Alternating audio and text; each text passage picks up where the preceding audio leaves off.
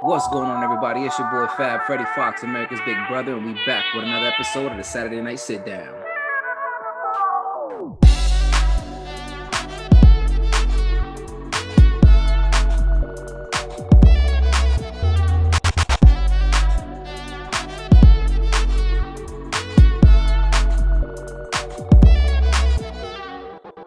What's going on, everybody? It's your boy Fab, and I'm here with the man, the myth, the legend, the creator behind my intro, RCee Productions. How you doing, my boy? Yo, what's good, man? Thank you for having me on, man. That intro beat is crazy, by the way. I appreciate you coming to me for that, and you know, definitely not after not hearing it for a while, and I hear it again. I'm just, it is a dope beat, for sure. So again, I appreciate you coming to me for my services, man. No, definitely, man. I knew like from day one when I started doing this podcast stuff like that, and I was gonna get into this. I was like, I need him to make this beat for me. That's who's gonna be. And I'm glad because like I said, I gave you just a little bit of insight, just a general idea of what to roll with, and less than 24 hours, man, you had my beat ready, and it was just straight fire, man. Like the energy that I wanted to feel and then I want the audience to feel when they hear the music coming in, that uplifting, joyful, like groove thing, man. You just nailed it. So I commend you on your talent, bro. I appreciate that you came to me for it, and you enjoy it and you love it, man. Again, it's not my cup of tea, but I can do all the type beats, and this one I kind of have fun with it, and it just happened to be one of those days where I put together something that actually you enjoyed, and I was able to get it to you because I think you're on a little time crunch too. So I didn't want to waste time either. So I'm one of those people, like, I like to have a quick turnaround, and I don't like to have somebody wait for too long, So I'm glad it worked out for you, and again, I appreciate you coming to me because you could have gone anywhere else, but you decided to come to me. So thank you. Thanks again. Thanks again. So, as I'm sure you heard a couple of the other episodes and stuff like that, the whole reason and the whole thing that I want to go on this journey with this podcast is because I want to leave a positive impression, and really, really help this younger generation and the people that come after us go down the right path. Because just the older I get, I don't know if it's, like, I guess it's just that we get older and wiser, and you start seeing these kids making these dumb mistakes that could be avoided, and it's either because of lack of guidance, not being able to have somebody to talk to or somebody to turn to. And that's what I want to create this platform and get a lot of people who I believe are genuinely great men and great people to share their advice and their input on what it takes to do that and to help them out in any which way. So getting started and getting into this, like I asked everybody to start this for you and your own mindset and how you see it. What does it take to be a good man or a good person? What does that entitle up as characteristics or qualities, or what does that mean to you? Man, uh, just coming out swinging on, bro. All right, so that's what we're gonna do. But nah, man, to I think for me, being a good man is having like you know good morals, and being able to um, you know um, being honest. I think honesty is a big thing. I mean, I think that's a huge thing for anybody, but I feel like being honest and being um always being kind of being like be a leader. I feel like some people, some men, they kind of like where however they grew up, they followed in those footsteps, and they weren't the right path they went, um and tend to be followers, versus if you are a leader, people look up to you, and so being a leader, being honest, and just constantly being positive, not being a pessimist, just nothing but like just positive vibes, and always encouraging, never putting people down, never being a negative Nancy, as you could put it as, just being, those things, all those things encompassing that, I feel like is what makes a good man, and just just really standing out from the rest of the crowd. I feel you, and I wanna. We're gonna touch into because I think a lot of people so far said that honesty is a big thing. Amongst a lot of different men that I've interviewed and spoken to before. But I know you opened up like by saying like by good morals and stuff like that. I know like morals are very different and stuff like that. But to you, what are some very important morals that you have that you think that should be carried on and with other people? Well, I, for me, um, I've seen all types of men around me growing up, and but one thing I don't condone and I don't think should be even considered is ever ever hitting a woman. Like that should be like a number one no for anybody. But it happens, and I feel like the minute that happens, a man, like whatever other morals he may or may not have, it goes out the window because I feel like that's number one. Like, you should never lay your hands on a woman ever, whether it's your mom, your grandmother, your girlfriend, your wife, whoever it is. It doesn't matter whether if they may, no woman deserves to be hit. So um, I feel like that's just like number one for me, among all other morals. But like I just think that if you're doing that, then you're losing respect as a man from me, like because that just shows me that you're weak and Mm-hmm. flat out you just got any other morals you have are out the window for me. So I think that's the most important one for me. Just that's hitting a woman. It's just it's not, that's really huge for me. No, and I agree with you, man, because I think that's something that I've seen a lot nowadays. Like a lot of these kids and are quick to really hit somebody. I mean, I know we've seen on World Star these dudes in high school stuff like that, just straight hitting a girl because they spit on them or whatever and stuff like that. And look, I understand firsthand, and with growing up in my house, man, I've witnessed that. I mean, I've seen my dad and my mom fight physically and really go into these battles, man. That I, that I guess you're not a product of your environment. You know what I'm saying? You get to Right. choose what you want to do when you become out of that and things that you want to take out of those things. And seeing that, like, I never wanted to do that to a woman. I can never see myself putting my hands on a woman, regardless of what they say, do, or anything like that. You know what I mean? Like, because it's just uncalled for. Um, I remember one time at the Boys and Girls Club. I was there and I seen this kid by the coat rack just pushing this girl, and he had pushed her down and he had kicked her.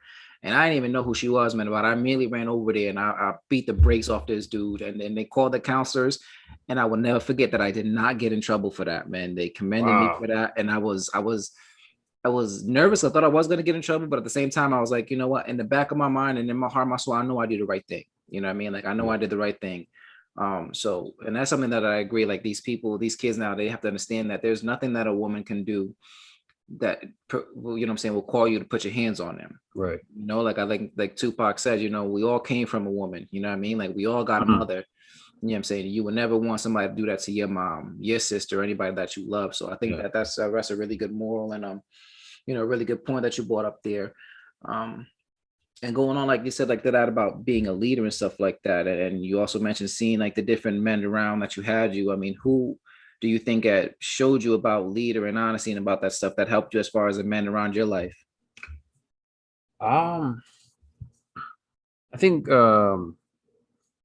and my father, we've had a rocky relationship going back to probably when I was in my teens, what I'm saying, like studying around 15, 16, like when I was younger, he'd like to take me and my sister out to places like Playland, and to movies and to the park. He do all that type of stuff, but then as soon as I hit a certain age, you kind of want to do, you're too cool, what I'm saying? You want to, do cool things or be part of like fashion or fads and stuff, so that's one of the things that are getting rocky, and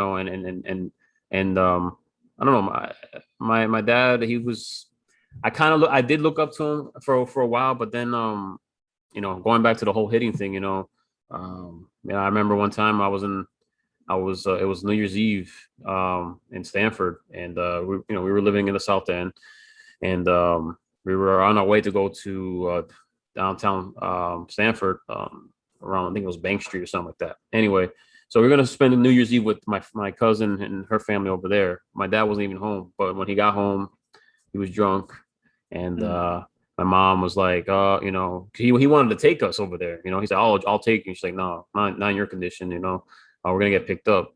He didn't like that, and then next thing you know, um, she's all telling me and my sister, "Okay, go to the back door." And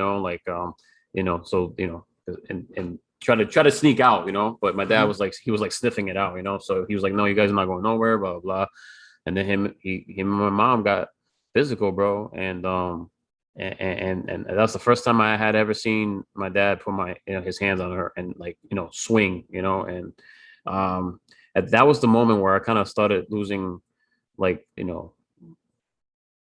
don't I guess I was losing that respect for my father, you know what I'm saying, because I didn't think he would do that. And fast forward now, my mom says that there was stuff going on that we didn't even see behind the closed doors. So like I kind of looked at my dad for like that leadership. Like, okay, what Mhm. you know Mhm.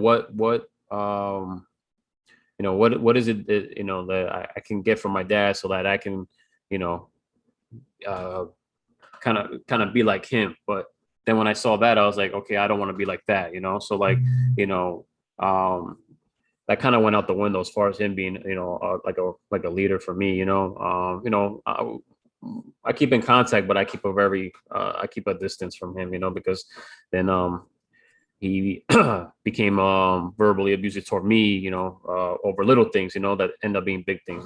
So like I just I keep my distance from him. But he is a twin, so my uncle, I got real close to him, and I started looking up to him more, and he looks just like my dad. The only thing is they're totally different personalities, crazy, totally different personalities, and I'm just like, how are you and my dad like brothers? Like, this is crazy. He's like, oh, just keep your head up, keep doing you.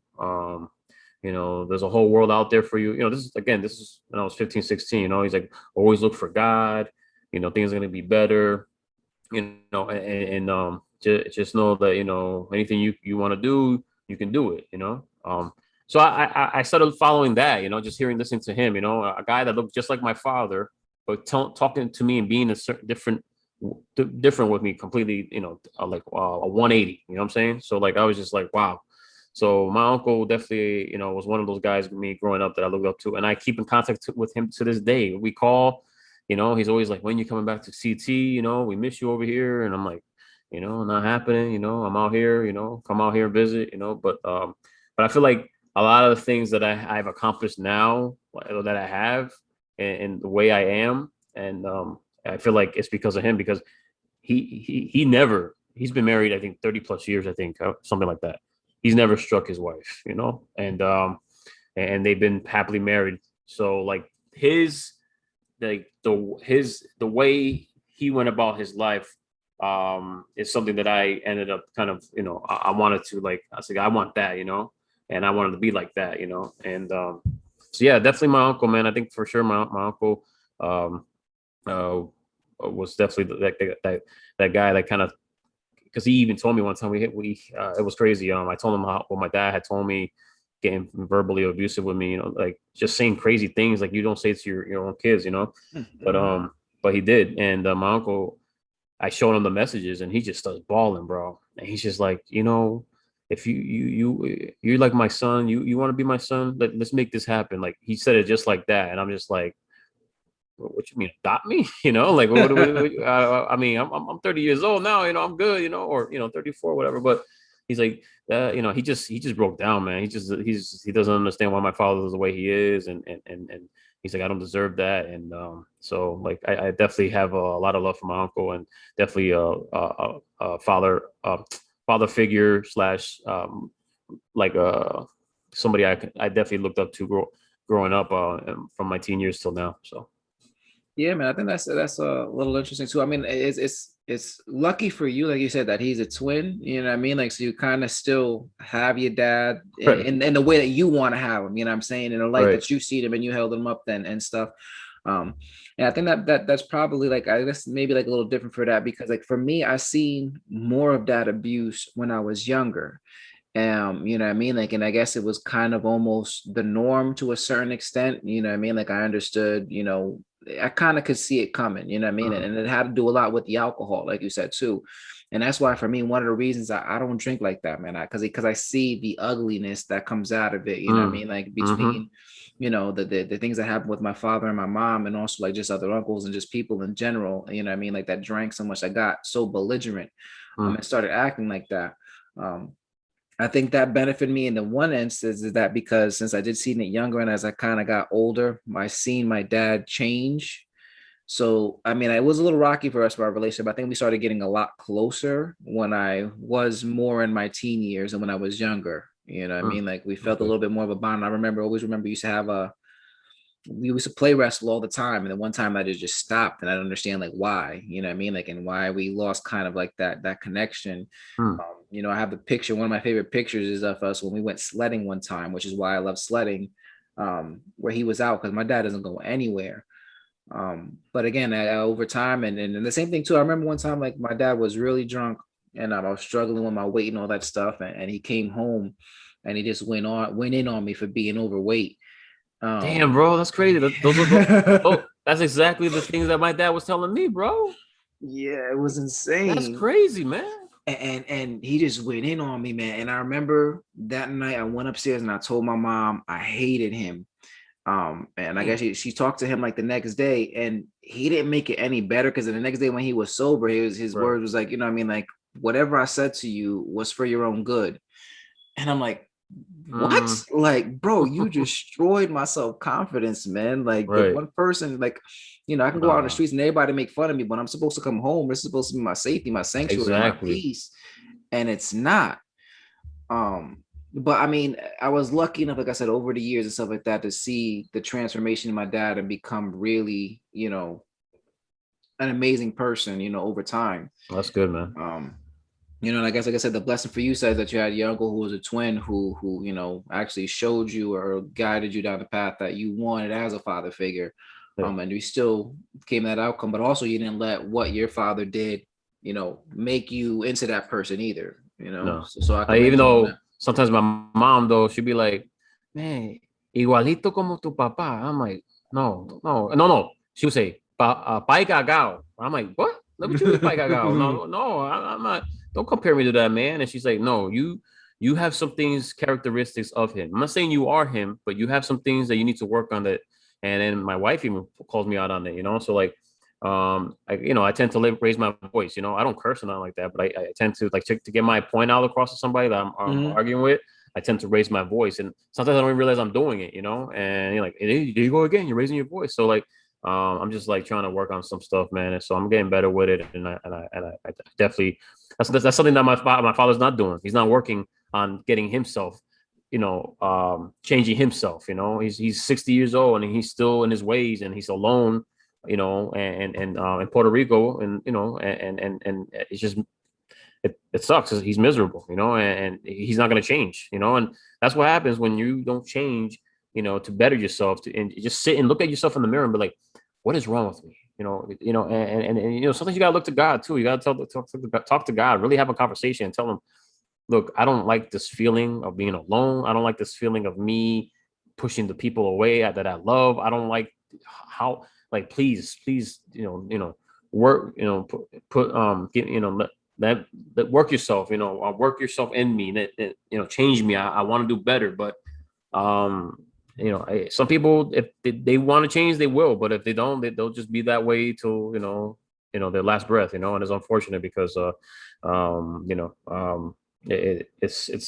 it's a sad reality that some people are just like, what, this is who I want to be, and this is the way I'm going to stay, and that's it, and that's just super stubborn, No, absolutely, man. And I have that characteristics in myself too. Like I guess like I do get loud and at times when I'm in my feelings, you know what I mean? Like when you just get really Mm. emotional about certain things and it's just it's the your volume control just completely disappears, you know what I'm saying? And you just but I think it's also a Puerto Rican thing because we just loud as hell. Exactly, bro. Hell yeah, it's a Puerto Rican thing, bro. Shoot, We're man. not arguing, we're just talking to get our We point just across.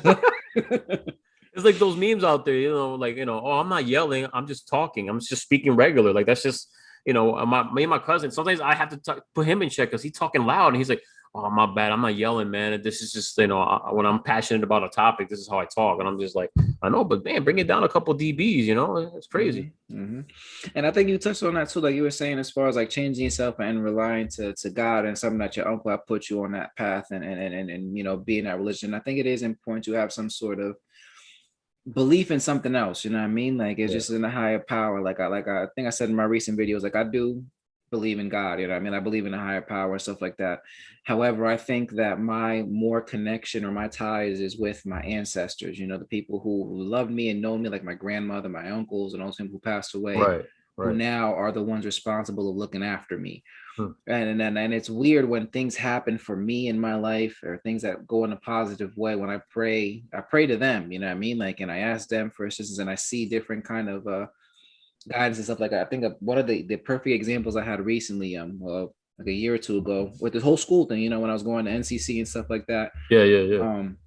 Everything was getting paid by the government, you know what I mean? Like because of what happened with my prior job. And it was one to a point where it was just a lot of stress and stuff like that. And I was talking to my counselor who was in charge of my program. And she was like, I don't know what's going to happen. And, this is going off. And I was like, you know what? Do whatever you got to do. Like if it works out, it works out. If it doesn't, it doesn't. Like I can't keep breaking my brain over there. So like, stressing myself out, but do whatever you got to do. And I left. And as I was walking to the building, walking out the building to my car, I reached into to get my keys and I pulled out my keys and my wallet fell out. And inside my wallet, I keep a picture of my grandmother, but it's like deep in there. Okay. And it was the only thing that flew out of my wallet and was looking at me dead in my face. Oh. And I was like, you know what? It's going to be okay. I picked it up. I gave it a kiss. I put it back in my wallet. And like a couple of days later, they was like, oh, you're going to be able to go back and we're going to take care of everything for the school. We don't got to worry about nothing and stuff like that. But I was like, you know what? Like, thank you for looking out for me, Grandma. Like, thank you for making that.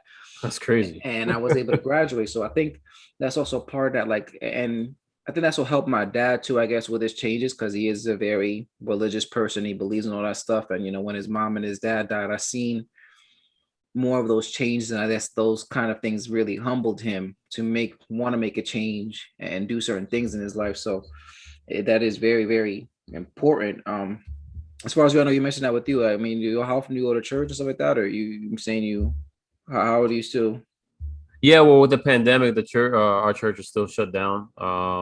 It's a huge church. They have to do 3 services to get everybody in. So, so they don't want to just open it up to capacity. They want to be able to open it up, like everybody in. Not only a certain amount can come to church, and everybody else watch it online.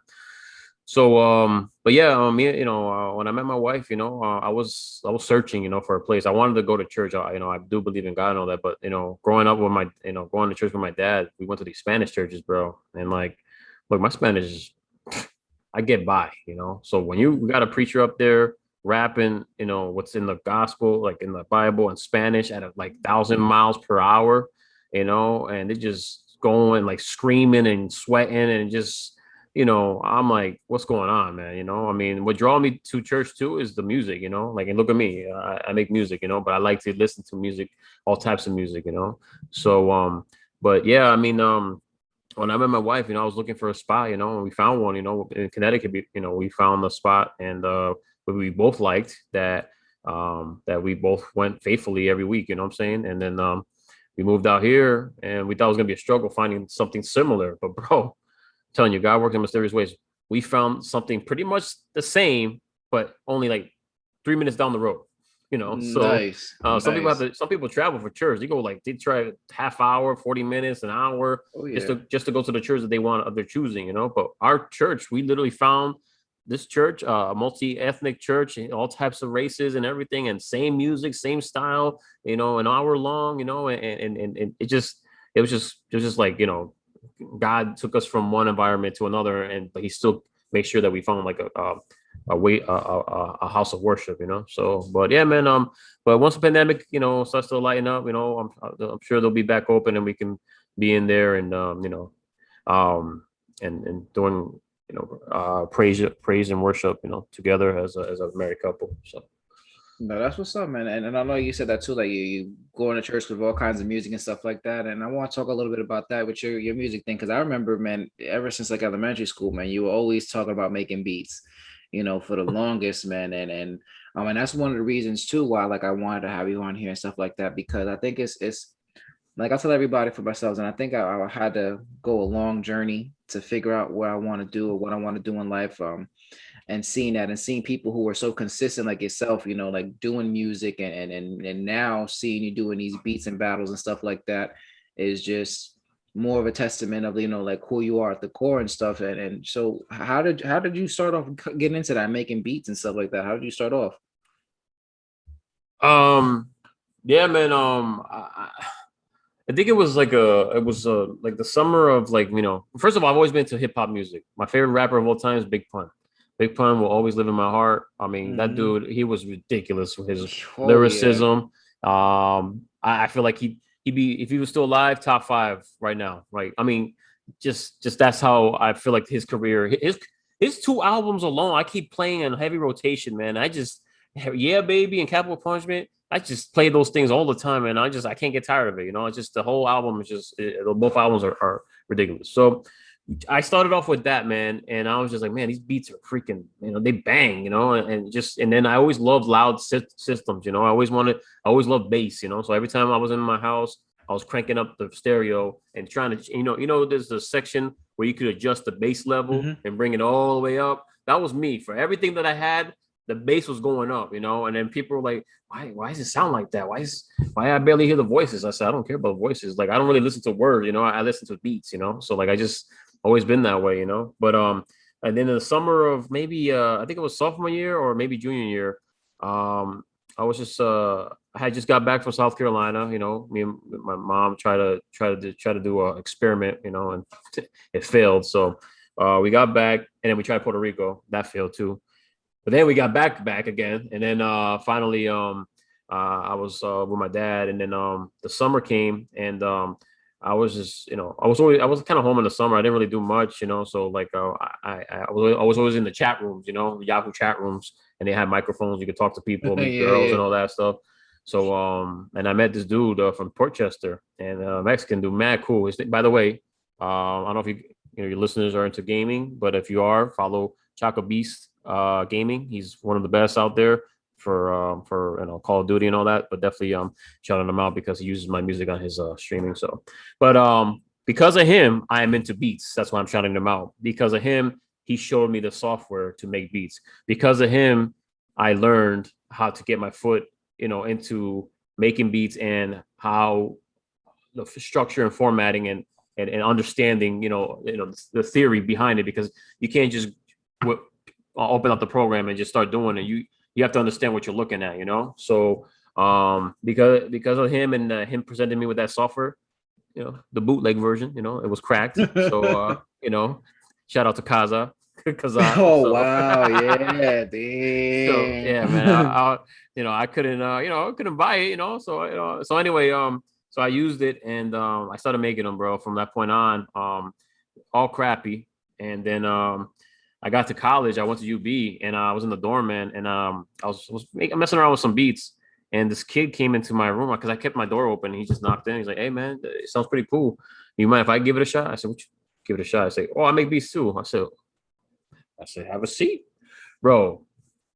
I felt like this small when he made the beat, bro. Like he like tore it up, man. I was like, wow, like what he did there, I'm now doing now, like that's the level I'm at now. But this is back when I was 17, 18 years old. So like I'm 34 now. So like it's now like 15 years, 16 years later, I'm on that kind of that level now. Who knows what he's at? But like at that point, he was really raw with it. So I wanted to get in that level, man. And but the thing is, I had to upgrade my computer. I had to upgrade a lot of stuff and invest, so yeah, man. It just I just I kind of took a break from it because I would load the program and then my PC would crash. I didn't have a strong enough computer, so I took a break from it. And probably around 2008, 2009, because that was around 2003, 04. So 2008, 2009, I finally upgraded. I got back on it, and then I started building relationships with with my roommate in college. His name is Phil Flames, dope rapper. and he introduced, he gave me, I learned from him. I learned, like, the thing is, you have to build relationships, Mhm. and it'll make you better, because not only are they friends, but you guys share an interest, and they can show you things that you don't know, and vice versa. Even though I couldn't show them much because they were different, ahead of me, um, definitely, I learned quite a bit from people that I made these relationships with. So, but yeah, man, I used to record for artists too. Not a lot, because the thing is, I had this thing with having people in my house that I wasn't comfortable with. Apparently people like to smoke weed and drink just to get their lyrics out, and that's just like, can't you just do that before you get to my house, or do it after? Why do you have to do it right then and there? And because I never smoke, I never drink, I mean, I drank, but like, I don't like, not like, on occasion, socially, Right, like right, right, right. that type of thing, and even at that, it's very seldom, um, so people were telling me, oh, you can make beats and produce, but the other part of it too is engineering and mixing vocals and recording people. And like this one female artist that I met out here doing a battle, she's following me on Instagram, and she likes my stuff. And then the other day, she was like, "Oh, hey, so you have a setup, a studio?" I said, "Oh, yeah. I mean, I got a setup, but I mean, studio. If you're talking about recording, no, I don't have that." And then like the conversation just ended there. So it's like I'm kind of like shooting myself in the foot in a sense, because like people, once they hear there's no recording aspect in my setup, it's that they kind of they kind of move on. Like they don't want just the beat. They want to be able to record the beat with me at wherever I'm at, and Mhm. I can't come out of that comfort zone of mine, like having random people in my home that I don't know, but they want to make, do some business, but I don't, I just don't trust it, so I just keep it at making music. And I invested in myself. I have a nice setup. I have, everything that I need. And then the top thing for me is the support of my wife. She's Mhm. always there for me. She's helped me purchase things too that I needed. She sees that I need something. She's like, well, let's see if we can make it happen. And but that support from my wife, man. Because I mean, for her to tolerate it, man. I mean, this I be having these speakers on, and like I'll be playing a loop that I made over for like 20, 30 minutes.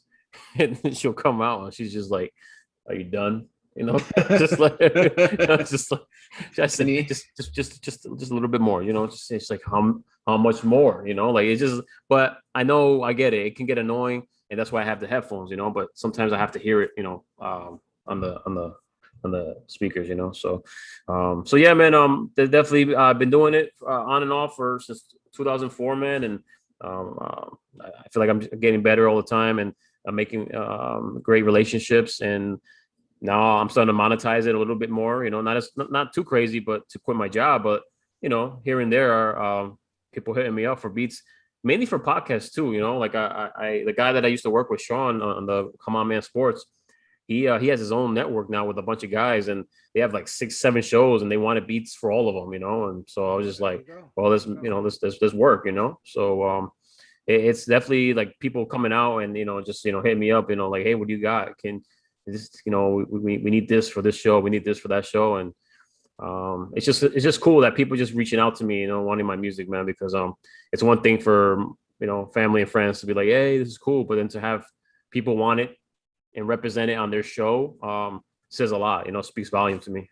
Yes, sir. Yeah. Right here, right um, here.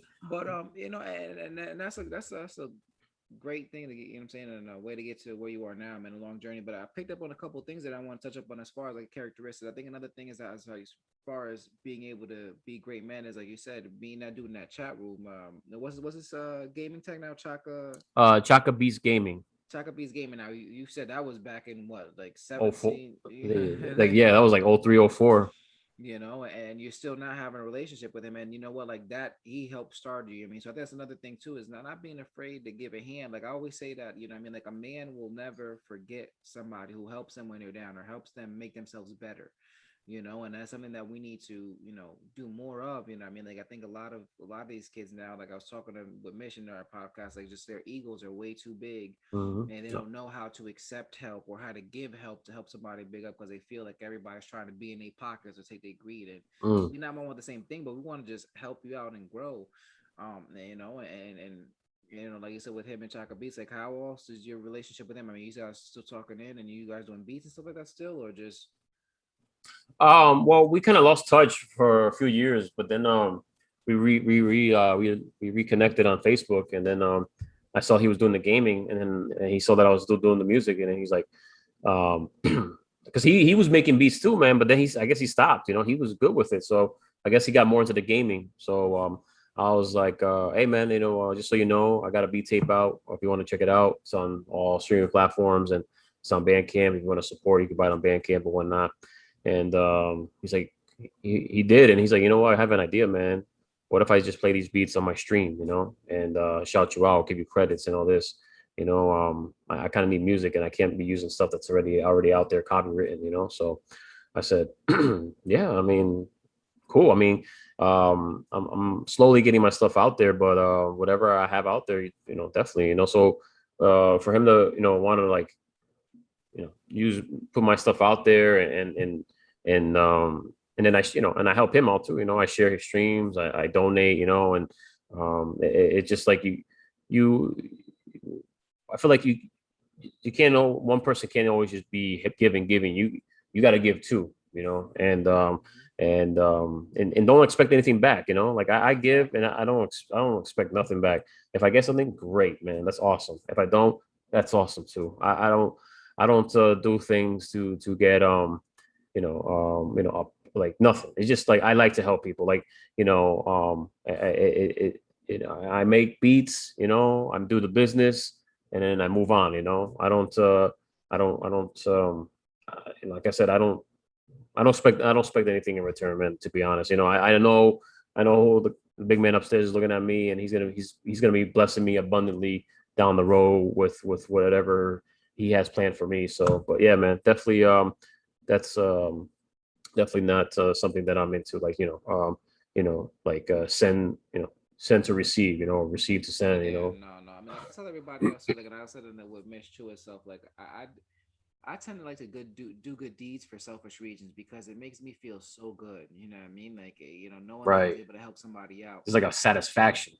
Yeah, man, that you can't get, man. And then it's especially with the young kids, man. I remember one time at this gas station, man, at exit 6, I was going in there, and I seen these little kids. It was like his brother and sister. They was looking at trying to get some candy and stuff, and the kid was trying to decide what he wanted and if he had enough money and stuff. And I was like, yo, just I got it, man. I'll take care of you. Just save your Mm. money, and put it in your piggy bank or save something for whatever for a rainy day.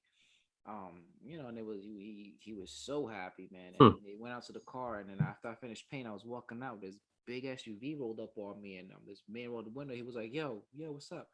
And I was like, what's going on, man? He was like, I just want to say thank you. And he rolled down the window, and the little kid in the back was like, hey. And he was like, I appreciate that, man. That's what's up, man. I was like, yo, you know what, man? He's gonna remember that one day, man. I've always remembered those times when I was in need too, when I was a little kid, and people would help me out, and you you don't forget those good deeds, man. And just knowing that there are good people out there, because that's the thing. What we need to know nowadays, that there are good people out there, man. People that Yes, want to sir. see you do well for no particular reason other than that. They just want to see you do well. Mm-hmm. And don't be afraid to accept that, or feel that there's some other stipulation and stuff like that, or be, Right. self-conscious of what's going on. Just being able to accept that. I think that's very important. Like, and also like the other dude too. And I know that you mentioned too, like in college, that dude that did the beat that made you feel so insignificant, I guess, in your talents and stuff like that. But that didn't turn you away, man. Like, well, how did you take that? You know what I'm saying, and keep pushing. It was fuel. I use it as fuel, man. I'm like, I'm gonna do that. I mean, it's gonna take time, but I'm like, man, I want to be able to do that, and that was just something that like just gets pushing me to just do better, and like, okay, um, you know, go on YouTube, and learn from the people around me, I was determined to keep making beats, man. Like I wasn't nothing was gonna stop me, The only thing that stopped me was like the hardware, you know. But once I upgraded, that was it. You know, I was back on it, and I have a show that I tune into every that I listen to every Sunday. It's called the Beat Club Podcast, and I remember I submitted one my first beat I submitted to them. They have a segment called Keep It or Cut It. So if your beat's dope, they're gonna keep it for their mix. If it's trash, they're gonna let you know it's trash. You know, they don't sugarcoat nothing. So I'm setting in my beat, my first beat, real confident. I'm like, oh, it's a little sample, you know, got the drums. I had like I think they one of those little chants with like, hey, hey, hey, you know, like Lil Jon or something like that. I don't know. So I'm like, yeah, they gonna like this, yeah, for sure. So I sent it in. They played it, bro. They played like 20 seconds of it out of like a 3 minute beat. And you hear like the table scratch, like when the record stops, Yeah. and I said, "That's not. Wait, what's the rest of it?" Like, and they said, "Bro, do it again." And they said, "Next." I said, "What? That's the critique? That was it?" And then one guy said, "He's like, oh, you know, I do have one thing. I do have one thing to say. Get that stupid chant out of that beat. Hey, hey, hey." And then I started. I was like I was angry. I was angry because I thought I had made a hard beat. But in their eyes, guys that are in the industry and they know what to look for and how things should sound, they did not sugarcoat it, man. So like it got me down at first, but I was like, nah, screw this. I'm gonna work on this. And this past Sunday I submitted something and I was listening to the show, and I don't know curse, but this is what he said. The guy is like, after the beat played, they said, "So what you think, man? We keeping this or we cutting it?" And then one of the hosts said, "R motherfucking C."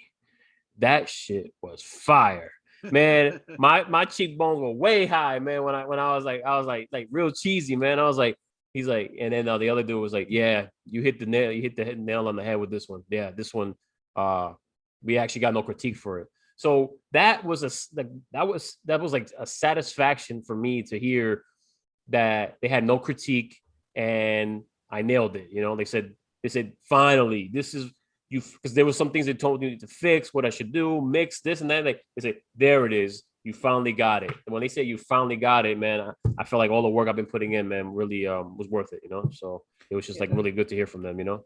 that goes back to that too, man. As far as like I said, being a good person and being that, and that's something that we need to again teach these kids stuff like that. Be able to take criticism, man. Be able to take Yeah. critique without taking it personal, man. Not nobody sitting there trying to diss you or trying to, Right. put you down or anything like that. You know what I mean? Like I think I always look at things like that, like Michael Jordan. You know what I'm saying? He got cut from his team. You know what I mean? Like he Mm, could have went home and did good nothing. example. You know what I Yeah. mean? Like, but he came back and now he's one of the greatest who ever played the game. Yes, sir.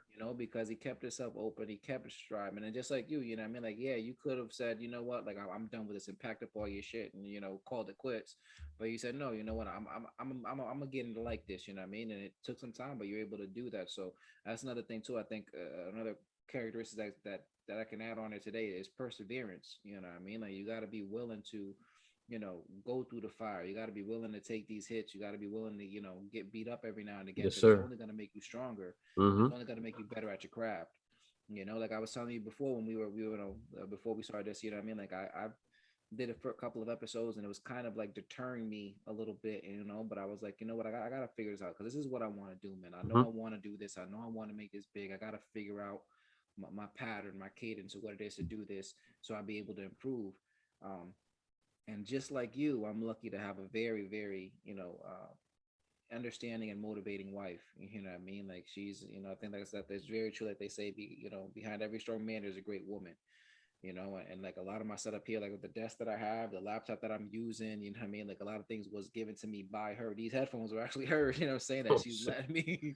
I got these for her for like I forgot some sort of occasion, you know what I'm saying? But she's like, if they're gonna help you with your do what you gotta do, baby. You know what I'm saying? Like, and That's what's because up, now bro. we could be up right now, me and her sitting down watching TV and stuff like that. But she understands. She's like, I'm gonna go to bed early so you could do your thing. So, it's That's what's up. very important to have the support and love of somebody. You know what I mean? Like that wants to see you succeed because, um. I'm a huge Avatar fan, The Last Airbender, man, and I think Okay.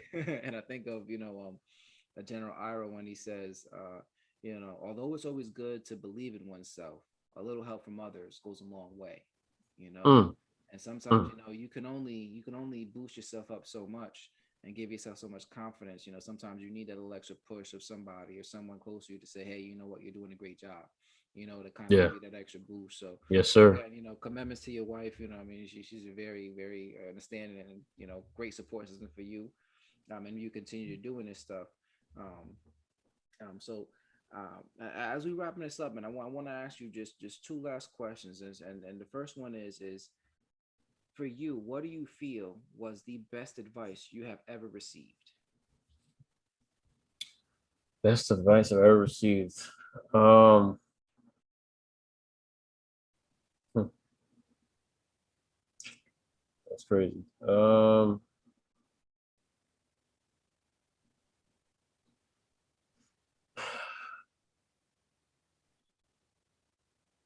don't know. I guess one thing that sticks in my mind that I think is kind of significant, and I kind of say it every now and then. I was told never to look at a glass half empty, but like to look at it half full.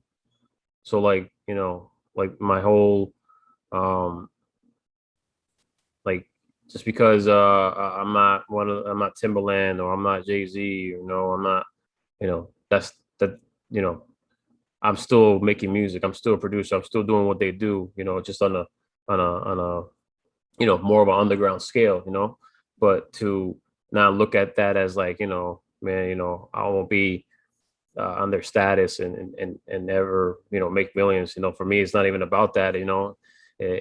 If I get the joy um of making music as payment enough, then that's all, that's enough for me. But to have, if I can get it out to the masses, great and all that, but like at the end of the day, I just enjoy music. I love it. And I don't see, like, like just because I didn't, haven't made it into a career as a half empty type of thing. I feel like it's half full. Like it's just like I'm there, just but I'm on a different path doing it. Hmm. So I just feel like that glass, the whole glass and water. Just looking at things differently. Not, people see it as half empty, but really it's half full. And I just think that resonates pretty well with me. No, that goes on like with your career and stuff like that, and how people do things. Like, I mean, if you doing something for the money, you already lost. Mm, You know what I'm saying? Like, you shouldn't do anything because of what you're expecting as the reward, or you know what I mean, like to a certain extent. You know what I right. mean? Like, when you want to do something, do it because you enjoy it, out of passion, because you love doing that. Eventually, those things will come. You know what I mean? In time, and when you're ready, and when you put in that work. And I think that's another thing too. Why these, looking at these, they're just so lost. Is they're looking for instant gratification. Yeah, I Yes. mean, I think that's what was kind of like the downside to some of these social media things and stuff like that, or just things that nowadays is that they want things to happen instantly because they deserve it. You know what I mean? Like, or because they want it, that they should have it. When it's not like that, man. We have to understand, like, to get where you want to be, you gotta put in work. You gotta grind. You know what I mean? Like we said, like back to Michael Jordan, he didn't get to where he was because he woke up and said, you know what, I deserve 6 championship rings. You know what I Mm-mm. mean? Like he went out there and put in work. He Mm-hmm. grind. The people around him, they hated him because he was so driven to a certain point and obsessed with that. But look what he was able to do. I think the same thing with Kobe. They in that whole the last dance thing that stood out Mm-hmm. to me from them too was like they said that the thing that Kobe and Michael Jordan had in common was they knew how to live in the now. They weren't worried about the future. They weren't worried about the past or anything like that. They were worried about what was happening in that moment, that instant, which is why they became so successful. Mm-hmm. And that's what people gotta say. We gotta fall in love with the grind, with the hard work, with you know what I'm saying, with the struggles, because it's only gonna make that so much sweeter in the end. Yes, sir. Um, and just like I said, the last thing I want to ask you, stuff like that, just for yourself, what is one thing or one piece of advice you would like to give this younger generation or give people? Um,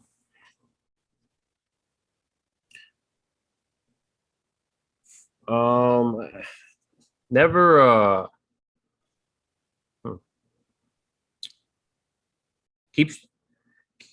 I would say just keep striving, man. Don't limit yourself. Um, you have a ceiling.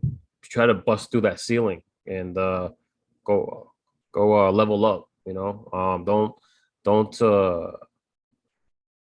don't don't let anybody say that oh, this is as far as you can go. The sky's the limit. Sky's the limit, and you can't let anybody tell you otherwise. At least that's how I see it. And um, just keep striving. Keep leveling up. Keep going until you can no longer go. And yeah, I think that would be advice to the younger crowd right now. What was that Generation Z? I don't even know where we are right now, man. But like, and I think like it's important, like you said, that like always keep sharp. Because I was actually listening to this audio book. I was just looking up because I wanted to get the name of it, but it's called the Power of Self Discipline, right? Okay. And they start talking about the Navy SEALs and stuff like that, and what they do to push themselves and why they're one of the most feared and just so persistent people there. And one of the things that I took about that is they have something called the 40% rule, right? And what they say is that, when you're working out or when you're doing something and you start to feel tired or exhausted, that at that point, that's when you've only used 40% of your ability of what you have in the tank. You still got 60% left. It's just your mind telling you that you're tired and stuff like that because it wants to try to conserve energy. But there's so much more left that you can accomplish if you just push yourself to that limit and understand that you still got 60% left in the tank to go with. That's crazy. So that's something that I want people to definitely listen to. What I mean, if they don't have a chance to, that's called the power of self discipline. And I wanted to say this earlier too, because I know how we was talking about God and all stuff like that with our parents, stuff like that, which um, there's something that I would like you to listen to as well. It's this book by Jason Wilson. It's called "Cry Like a Man." Okay. It took me a while to finish that because it just made me open up to so many different feelings and emotions, man, and really broke me down because of the similarities and stuff like that I've seen in there. And it's one of the terms that he talks about is just like emotional incarceration. And Mm. it's just that type of thing of how men we try to keep things locked up inside or not try to like express how we feel and stuff like that, which can be a very dangerous thing. But Mm. also because he a lot of things that he got through was because of his faith in God, and turning to that stuff and believing in that higher power. And that's we kind of got a little lost in it, but I wanted to bring that up right before we left too as well. That I think that definitely this younger generation and any man should definitely listen to that book. Again, it's by Jason Wilson called "Cry Like a Man," which I feel is such a powerful book. And I'm actually going to start listening to the next one. Once I get it, it's called "Battle Cry" by him as well. So, just helping Mm. me to again, like you said, always looking to better yourself is part of being a good man too. I Yes. mean, you always got to be willing to understand that you can always be better. You can always do better. You just got to strive and push yourself to do that. Um, so I appreciate that, man. I mean, good pieces of advice, good information, stuff like that. And thank you so much for taking the time to sit down with me today, man. I appreciate it. I appreciate you, bro. And I'm glad that we've been able to keep in contact, and you know, and even though I moved out here, you're one of the few that I still keep in contact with, man. And I know God put certain people in my life for a reason, so I feel like you're definitely here for a reason, man. So, and I'm definitely honored to be on your podcast, and definitely looking forward to future shows with you, bro. Oh no, definitely. But I'm looking into doing something else where I want to, because of that book as well. And I guess I dropped a little prequel to it now, but I do want to sit down with a couple of guys that I feel really comfortable with having something to offer to talk about the term "man up," because for myself, I feel like that's a very toxic thing to say to kids nowadays because it kind of forces them to hide their feelings or not cry or not express who they were, and kind of really draw them into what Jason talks about as emotional incarceration. But Mm, definitely, I want to have you on that one with a few other people and kind of do a mostly thing because I think it's a very, very important topic that we need to get on. So yeah. I'll definitely have you on that one, man. Yeah, definitely, man. Let me know, man. I'm here for you, bro. And thanks for having me on. This was dope. And definitely looking forward to hearing the playback. No, definitely, man. And as always, like I always say, man, no matter who you are, no matter what you've done, your big brother love you. Fab is out, man. Take care, everybody. Stay blessed.